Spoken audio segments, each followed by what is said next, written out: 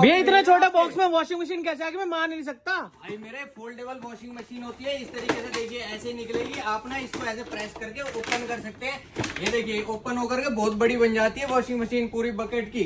और इसके साथ में अटैचमेंट मिलती है, ये आपको ड्राई करने के लिए होती है। देखिए मैंने लगा रखी है, आपको सिंपल है यूज करना है, ऐसे अडेप्टर लगाना है और यहाँ पे बटन ऑन करेंगे और ये स्टार्ट हो जाती है देखिए। और जब आप इसको यूज कर ले वापस से आप इसे पैक करके रख सकते हैं। प्राइस मिलेगा आपको ओनली इसका 1200।